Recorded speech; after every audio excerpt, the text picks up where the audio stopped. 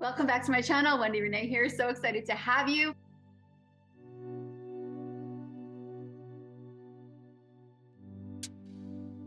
Today we're talking with my friend Ashley, and I want to give you a trigger warning because it does talk about CSA that goes on in that Jehovah's Witness organization. None of us are strangers to the fact that this does go on. However, if you feel that this may bother you, I would like to pause and let you know that this is what this particular interview is going to be about.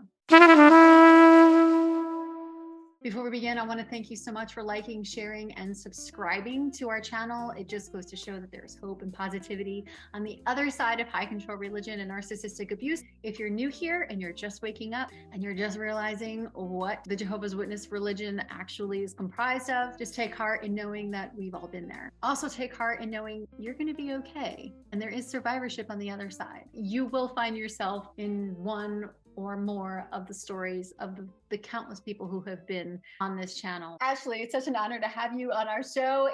For those of you who don't know, Ashley and I have been communicating on Instagram. I have been dying to hear her story, and then we had to cancel because I wasn't feeling well, yada, yada, yada. Here we are. Thank you so much for coming. So start us from the beginning. Tell us a bit of your background and what brought you here. Okay, well, thank you so much for us finally being able to talk.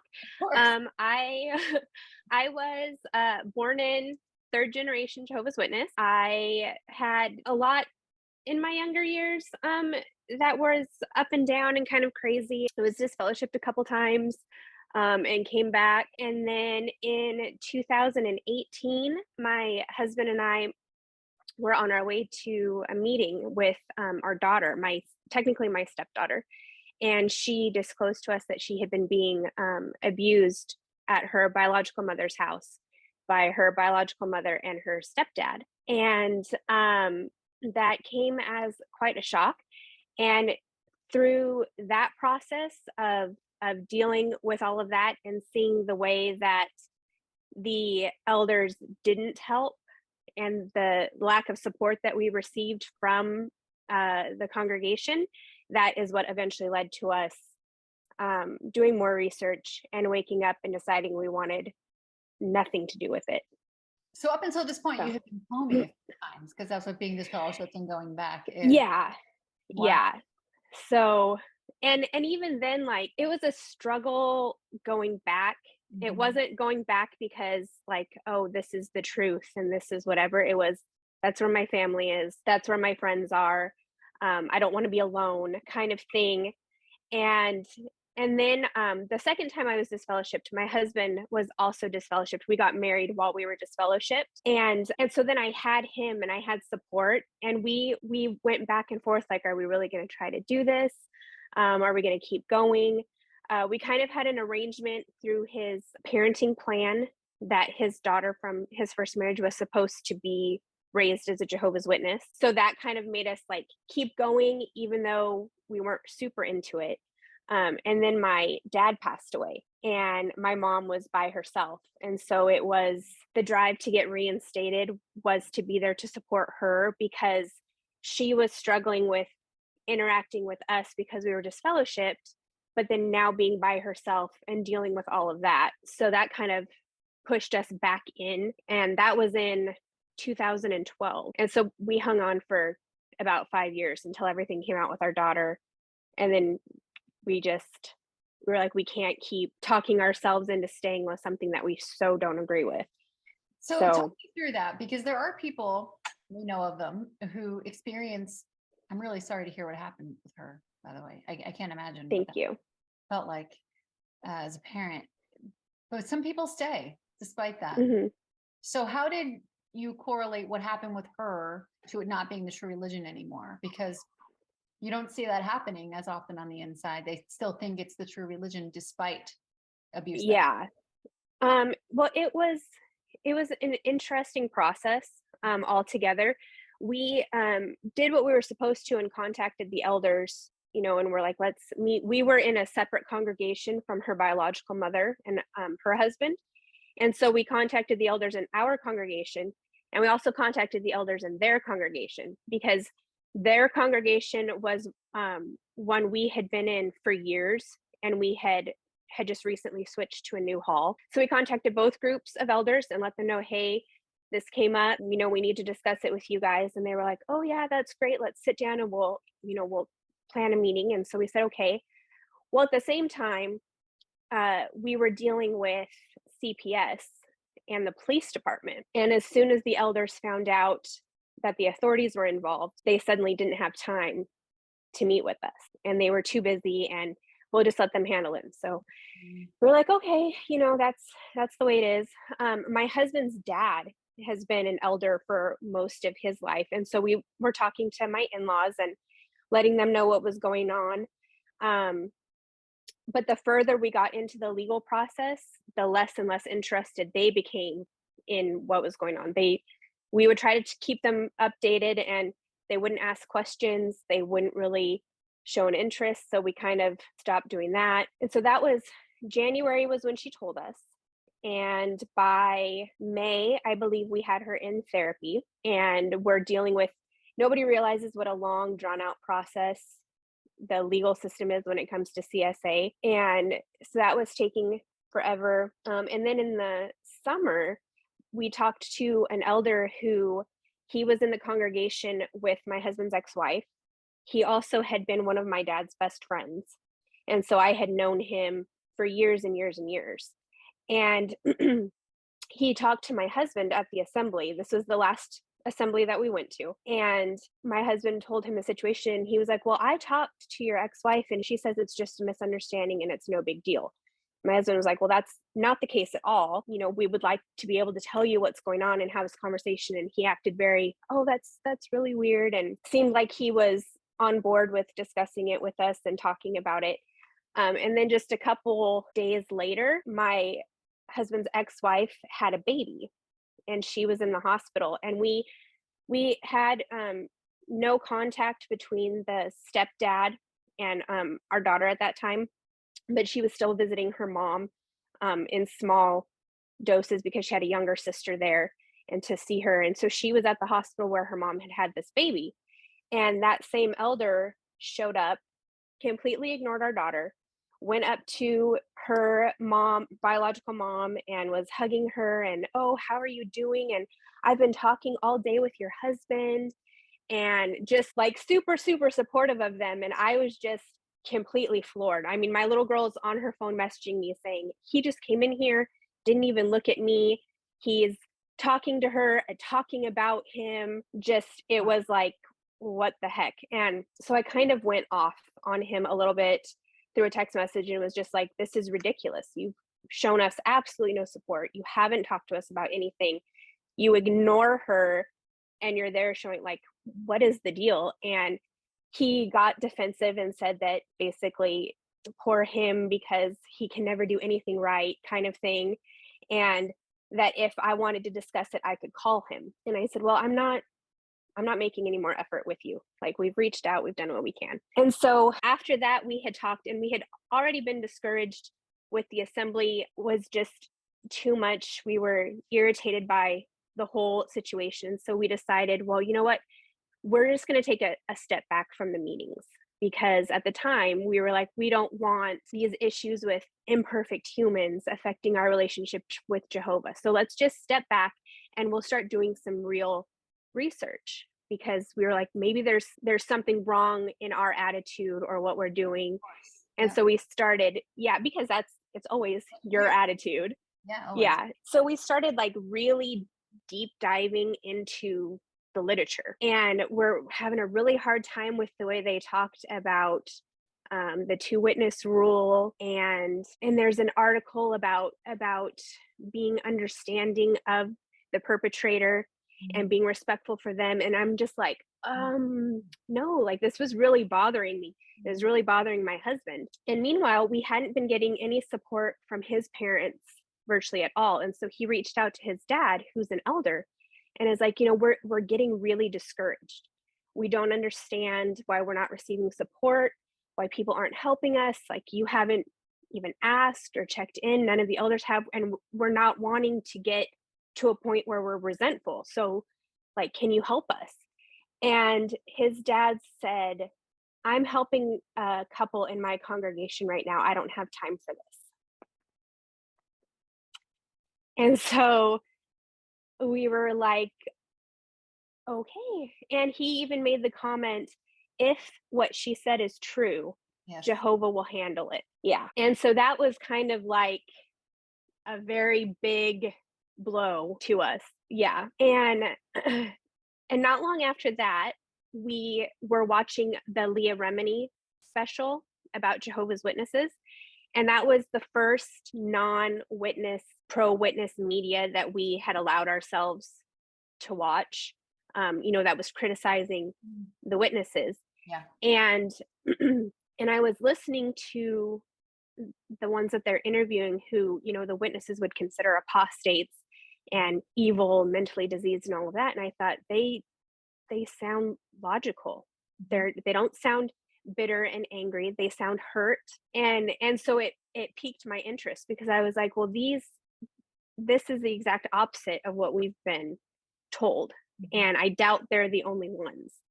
And so that got me to start really diving into the XJW community, YouTube, different videos, different activists I started following and listening to. And it just kind of within a couple weeks, just everything imploded basically. And it was like, none of this is true. It's all a lie. They're wrong for their attitudes towards things. And I want my children as far away from this as possible. And fortunately, thank goodness, my husband was right there on board along with me. And we just never went back. So when she tells you this, I don't want to ask too much information because this is her story, but was she baptized? Was she confused as well? Did she still believe the religion? She was 11 at the time that she told us.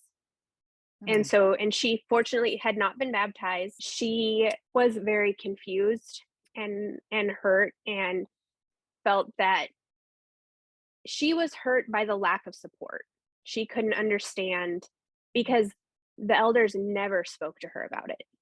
They never spoke to any of us about it. And she saw her biological mom and her stepdad being supported and being talked to in the congregation. They eventually, they very quickly after everything came out, moved 3 hours away, but still had friends here and still were going to meetings in the new area that they were at and all of that. And meanwhile, we felt like we were already being shunned, and we hadn't, we were still going to the meetings and we were still trying to do what we could, but you could feel people distancing themselves, which is common with anything with CSA because it's such a taboo subject that it's almost like in the organization you're tainted because of it, right? And talking about it. Nothing to do with a reputation. It's all just complete nonsense. Yeah, you exactly. Went to the elders and told them about this. Was there any mention of law enforcement? Nope. It was only a phone call conversation of let's meet so we can discuss it, and they said fine. And then when they found out that CPS was involved, they suddenly didn't have time for us anymore. So you went first to law enforcement, or yeah, CPS get involved through you guys? It wasn't actually us. It was our daughter's school counselor, because we had absolutely no idea how to handle the situation. And my husband's ex-wife, it had been a very tumultuous time co-parenting with her and dealing with her. And we needed to figure out the best way to go about it so that she couldn't somehow twist it, because we were worried about it looking like, oh, you're just a vindictive parent who's causing problems, and so we didn't know. But the way that our parenting schedule worked out, we had our daughter and we knew that she wasn't going to be around her stepdad because he was going to be out of town. So we immediately called a lawyer and we're like, what are we supposed to do? What's the best way to pursue this to make sure that nothing's done wrong? Because we were like, we need to make sure that she's safe and kept safe. And he said, have her talk to her school counselor and then they'll report it to CSA. Since then, we found out that wasn't the best way to do it. We could have just pursued it ourselves, but she spoke with her counselor, and her counselor immediately contacted CPS. And then CPS came and they interviewed her at school, and they went and they interviewed her bio mom and her stepdad. Fortunately, she called my husband and he immediately went and picked her up before they could could get to her, and we went from there. So the authorities were involved before we ever even called the elders. But we still felt, that was our responsibility, and they needed to know so that they could protect the congregation. And they just really showed absolutely no interest. Tell me they didn't. So is he still part of the congregation and As far as we know, because the really difficult thing with these cases is because we got our daughter away from them, she's out of direct harm. And so the courts they're like, that's good. She's out of harm's way. And so we're still waiting for trial against him. Yeah. And this has been since 2018. It keeps getting pushed. COVID happened. That messed up a lot of stuff. I don't know how active they are in the congregations. We've heard a lot of rumors about them. Our daughter's had absolutely no contact with her bio mom since December of 2018. He claiming his innocence? So, oh yeah. Yeah. She and her biological mother has told everyone that she's a liar, that we put her up to it. Yeah, it's just insane. I'm sorry. Oh, that's okay.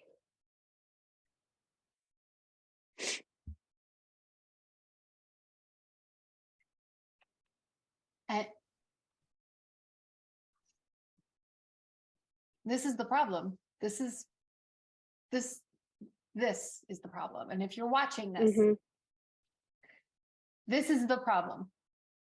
They have their own internal way of handling cases like this, and they never think about the victim. They want to interrogate her by any chance? Did they try?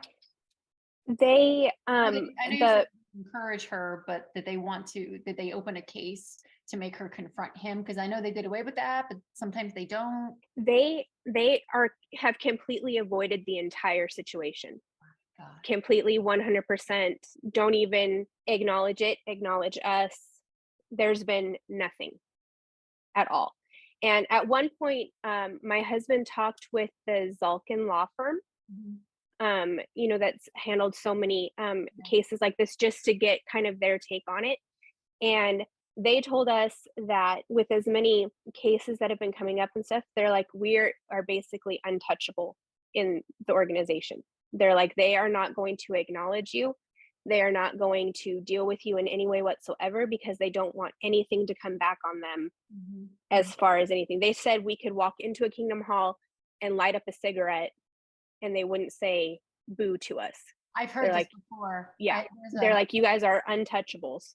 There's a very close friend of the family who will be coming out with her story one day, but she's in the middle of litigation. So Zalkin told her the same thing. And she's living her life in the middle of regaining her composure, as you guys are. He told her the same thing. You can't, the congregation won't even recognize her. They're not going to disfellowship her. They're not going to do anything. So when it came to you guys getting an investigation and doing all of the things to help her, in the middle of this, you're waking up to the truth about the truth. Did you disassociate, or what happens next? Well, we just stopped. We just, and no one came looking for us. For a couple of months, we kept turning in a field service report through tech just to buy us some distance. And then the very first time that we didn't turn in a report, our elders from our congregation reached out and were like, hey, we didn't get your field service. And we said, we don't have field service, and we're not going to have field service. And they said, well, what's the problem? And what's the problem? So they reach out for field service time, but they don't about your daughter. I'm sorry. Yeah. And my husband told him, he was like, we're completely discouraged. He's like, we've received no support with what we're dealing with our daughter. No one has reached out to us. No one has contacted us. We need to distance ourselves. It's too much for us. And another elder sent a text a couple days later that just said, I'm sorry, we didn't have the opportunity to get to know you better. When they say it happens in every other religion, we can't have that as a fallback when we're claiming to be God's one true religion and we're better than all of these other religions. We can't say, well, we did this, but they do it too. So it makes it not as bad. We need to be ahead of the curve. We need to be better. If we're claiming to be better, then we need to step up and be better. We should be out there first, making the stand and doing the best and setting the example, not falling in with the crowd saying, well, they do it too, so we're all imperfect. That doesn't work. That's not a wash. Gosh, this must have rocked your world. Yeah, it was. I mean, how much clearer can you have it being in your face that no one cares? No one cares. So you get her in counseling. She's working toward repairing her life. You guys are repairing your family. But there's still that measure of he's still exposed to other kids in the congregation, Mm-hmm. still exposed to the community. Yeah. This is bigger than you or me. This is bigger than. Thank you for talking about this. It's not spoken of enough, and every single survivor and their family and a victim should absolutely have their voice. After you go through this process and you're not reporting your field service time, what does repair look like now that you're healing, realizing you were lied to your whole life, and now she's working toward repairing her life? What does this look like for your family, and how are you going about putting the pieces back together? It was really, really hard, especially the first few years. In all honesty, we didn't even like the whole religion side of it was completely back burner. It was helping her through night terrors and panic attacks, and getting her into therapy. Everything was so focused on helping her and getting her through the hurdle of dealing with everything. So much had been repressed, and so therapy really helped bring out and come to terms with so much that initially we didn't even know. And so the focus was just on that and helping her. And we have 2 younger sons who we were having to balance, making sure they were seen and heard and taken care of, and not overshadowed by what she was dealing with, but also helping her through everything. It was difficult. But and now that things have gotten better, I mean, we're still technically waiting for trial. She's doing really good now. And now we are focusing on just helping our kids to find themselves. And they wouldn't have been able to if we were still in the organization. It's awesome seeing them do things in school, join sports, have friends that aren't Jehovah's Witnesses, and we're just focusing on that. And we're trying really hard to adjust our parenting mindset, because when you're raised as a Jehovah's Witness, their parenting is very controlling and oppressive. And you do what you're told the second you're told, and all of that. And we're trying very hard to break away from basically how we were raised, the traditions behind how we were raised. You don't know how to. And this is what I just talked to another mom about this. It's like you're re-parenting yourself while you're parenting your own children, and that is exactly what it's been like. And there's been more than one instance where I've started to be like, hey, and then I think, okay, does that really matter? Like, is that really that big of a deal, or is that just them being a kid? Right. And I need to let go and let them be a kid. And so it's been a very interesting experience, but I can already see so many benefits. Like I feel like we have such a closer relationship with our kids, and they're able to express themselves and talk to us about stuff that I would never in a million years have talked to my parents about. And and I'm just one of the hardest parts about parenting right now on the outside of the religion is, sometimes fear was instilled in us from a very young age. I want to make sure I'm not parenting from fear. What am I afraid of? Okay, they're gonna have crushes on kids in school, and they're gonna, I don't know, and they're probably gonna look at stuff online. I wasn't raised in a digital age, so this is also a fear of mine. Yes. So sometimes, I have to stop myself too. Like, okay, Wendy, what are you actually afraid of? Best worst case scenario, possibility versus probability. These are the things I work on as a parent. Yeah, it has been interesting. What I have found to be the hardest is when it comes to discipline, Mm, because like I can remember growing up and everything was, well, that makes Jehovah sad. If you do that, you're making Jehovah sad. And what about the new system? And you're not going to be in the paradise. And I'm like, I don't I'm not going to tell my kids those things. But I also, at the same time, I'm like, I don't know how to parent without this threat of God coming and right. being upset with you. So it's been such a huge adjustment because I'm like, I don't want to threaten my kids, and especially not with something I don't believe in. So now how do I communicate with them, and how do I get the message across that, this is something serious that we need to discuss? And so that to me has been the biggest challenge. Um, Yeah, and I teach mine the consequences, not consequences for me where you're going to end up in the back room, or you make our family look bad, you make the organization. yes. Everything was you had to be on your best behavior. And one of the Mhm. things that I made, and I just had a conversation with my tween because 12 is such a fun age. I had a conversation with her the other night, and I said, "Listen, you never have to earn my love." Ever. Mhm. I remember growing up thinking, and not only did I have to earn the love of my mom, but I had to earn the love of God as well, which seemed Yes. impossible. You're God, you should love unconditionally. So I never knew what unconditional love throughout making mistakes in teenagehood Mhm. felt like. I was so afraid to make a mistake that I actually made some big ones.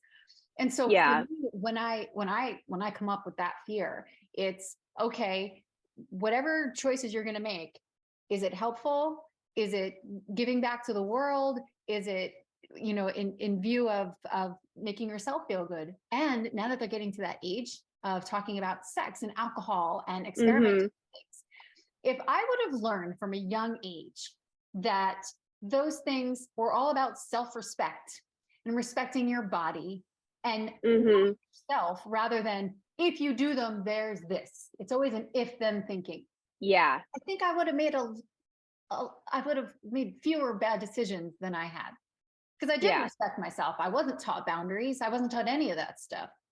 But that's Yeah. what I'm working on with them. Yeah. And we're working a lot because our kids are very spread out. We have 16, 10, and 4. Mhm. Um, so they're each in their own separate The stage 16-year-old of is more of an life. experiment.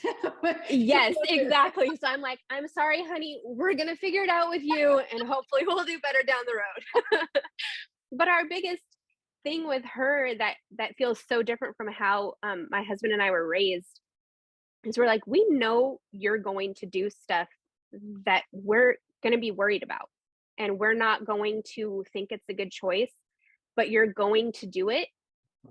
And so when you do it and it has a consequence that is negative and that you are unhappy with, we need to know that you can come to us Right. and that you can tell us. And so we're really working on the communication side of it. And she has made a couple choices that weren't great, and then she immediately came and discussed it. And so when I was growing up, everything was a punishment, and you Everything. were punished for everything. So you had to hide everything. And so we have really adjusted the whole, okay, that's not great.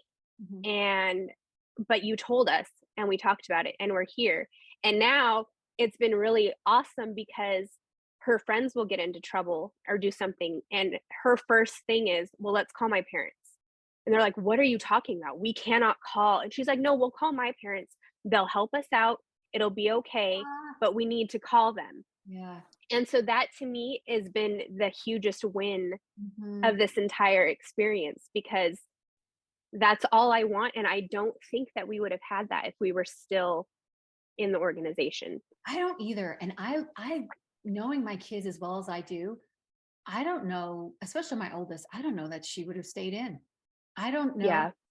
And then I think of this, I will never shun my child, even if I fully believed it. Mm, There's just there, I don't understand it. I was disfellowshipped and you said you were, and I yeah. had my own brother for 25 years. I do not understand how that teaches a child to not do something. One of the things, Yeah. book. I forget what book it was, but it was on disciplining, like positive disciplining. For example, my son would constantly go out and not wear his bike helmet. And if he fell, my natural inclination was, okay, well, we're just going to take the bike away. But that didn't teach him anything. So the punishment actually I learned through this book was, okay, you can still ride your bike, but now we're going to do helmet checks every 15 minutes. It's very inconvenient. But what that teaches is constantly check and see if you're wearing your helmet. You can still ride your bike, but you're going to have these safety checks. What did that do? That created more of a habit. He better wear his helmet or mom's going to check on him every 15 minutes. Taking away his bike didn't do anything. He would just find something else. It didn't teach him anything. So that's what I'm learning: positive discipline, not necessarily consequence. And remember growing up in the 90s, it was go to your room, go to your room. Okay. So then what do I do when I'm sad? I go to my room and I hide and I don't talk. That when kids act out, to me, my kids, when they act out, it's a way of asking for more love, if not more freedom. So if you're going to go to your room, you need to be okay. Otherwise, we're going to talk about it out here in the open. It's just, and just when I have them figured out, I realize I'm completely wrong about them. And it's so much fun. But or you'll get it figured out with one of them and you try it with the other and it's like, that's not going to work. That's completely not working. Or they tag team, because they're only 15 months apart. Or they tag team, like my daughter's having a rough ride and my son is like really loving the fact that he is turning up the manners and he's turning up the charm. And he knows his sister is having issues. But I will say that growing up, I feel like the religion raised me more than my mother did. Like she let the elders discipline me. I was more afraid of her and the elders than I was God. That I was I was always afraid of consequence and getting in trouble. Everything was, you're going to be in trouble. Not win or learn. We're going to get through this. It's not win or lose. There are people sitting in that audience right now and they're listening and they may have been where you were a couple of years ago. What would you say to the younger you or to the person who resembles you in that audience who's just trying to figure out life as a mom and a wife? I think if I could go back and do it again, I would just say, trust your gut more so than what the people around you are telling you and have been repeating your entire life. Your gut knows. And if it has a feeling, follow that feeling and go with it and trust it and explore it. And I think that's the biggest service you can do for yourself, because I spent so many years tamping down what my gut was telling me and ignoring it. And as soon as I started going, no, I'm following it, things got better. And, I may have lost people along the way by doing that, but I gained others so much more and in such a healthier way. And it's so much better. It's just happier. And so trust yourself, because we know in, the long run, if something's good for us or not, no matter what we've been told our entire lives. I really want to thank you also for mentioning that you believed your daughter right away, because that does not happen as often as we would like it to. So unfortunately not. Yeah. You guys are awesome parents. Thank you so much for your message. We would love to have you back on in a time and catch up with you and see how this case is going. And is your daughter's okay with telling this part of her story publicly, right? She is. Yeah. She is very, very much against the whole, it's something not to be talked about. She joined a couple different support groups at the women's shelter that we have here in town. We did a walk a mile in her shoes relay walk the first year, and she spoke out there. She very much so, she doesn't feel comfortable obviously with like details about things, but she wants people to know that this is something that happens. This is something that she's dealt with, but it doesn't define her, and it makes her stronger. She had just, for her English class, they had to write about something that had a major impact on them. and she wrote about her experience and she sent it to me to read, and it was the most amazingly written. She has come such a long way. I admire her so much because she's so strong, and even when she's not strong, she finds her way through, and she's there to talk to people and help people and encourage people, and she has come such a long way, and I'm so very, very proud of her. And I cannot say enough how amazing therapy is Mhm. and how helpful it is, and I will always advocate for that. And yeah, she's doing really good. She wants it done. She's like, wish this was over already, but she understands that, things take time, and she's just waiting for her opportunity to speak her truth, and hopefully stop them from hurting anyone else. So, It's true what they say that uh, kids teach us more than we can ever teach them. I fully believe oh it. yeah. And thank you so much for coming on, Yes, and thank you. see you next time. Okay. Thank you, Wendy. Thank you so much for watching. All of Ashley's information is in the description box. And if you want to be on the show and tell your story, you can go to wendyrenee.com/tell your story, and the schedule will pop right up. That's all we have for today. Thank you so much for watching.